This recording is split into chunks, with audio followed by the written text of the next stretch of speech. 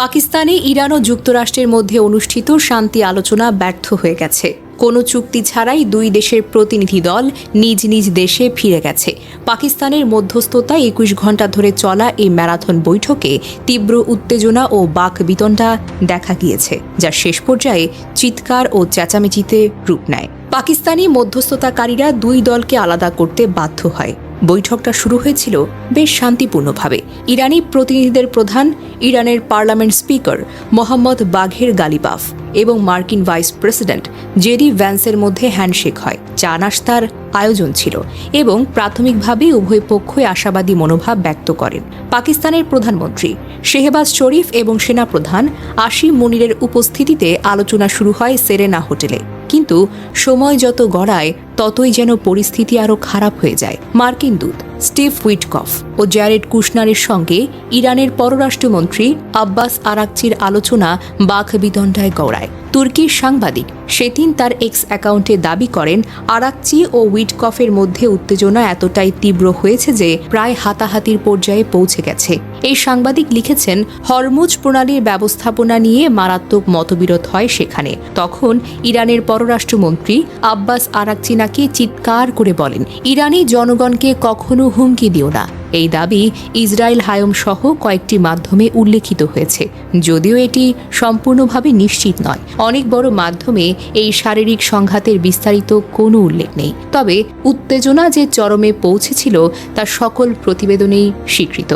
New York Times সহ একাধিক সূত্র অনুসারে তিনটি মূল বিষয়ে বিরোধ যেন এখনও অমীমাংসিত রয়ে গেছে। প্রথমত, হরমুজ প্রণালী বিশ্বের তেল সরবরাহের অন্যতম গুরুত্বপূর্ণ রুট।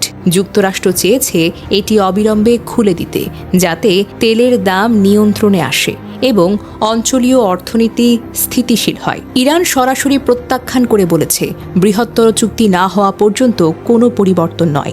ইরান এই প্রণালীর নিয়ন্ত্রণকে তার সার্বভৌমত্বের অংশ হিসেবে মনে করে এবং এটিকে লিভারেজ হিসেবে ব্যবহার করতে চায়।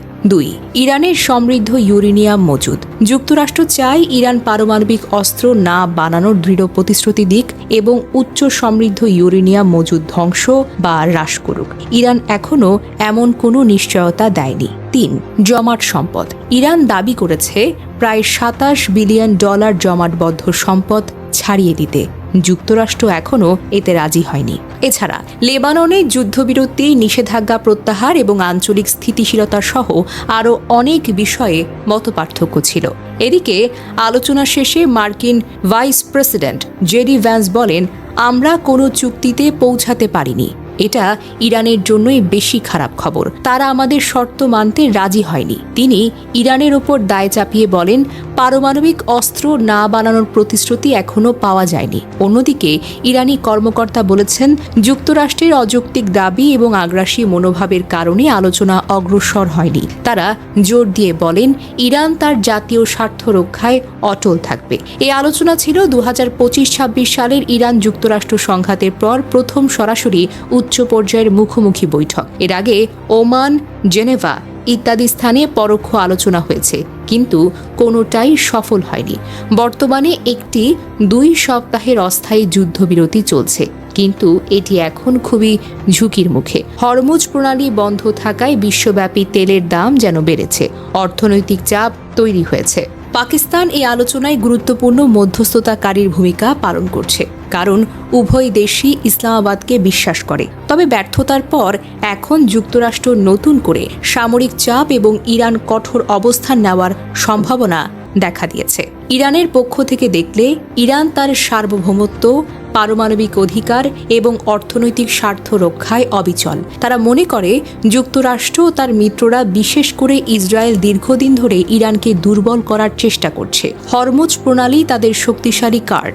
এটি ব্যবহার করে তারা বড় চুক্তি আদায় করতে চায়, যাতে নিষেধাজ্ঞা তুলে নেওয়া হয় এবং সম্পদ ছাড়িয়ে দেওয়া হয়। ইরানি জনগণের মধ্যে জাতীয়তাবাদী অনুভূতি প্রবল, তাই কোনো আত্মসমর্পণমূলক চুক্তি গ্রহণযোগ্য নয়। তবে আলোচনা ব্যর্থ হলেও ভবিষ্যতে আরও রাউন্ড হতে পারে, কিন্তু বর্তমানে পরিস্থিতি উত্তপ্ত।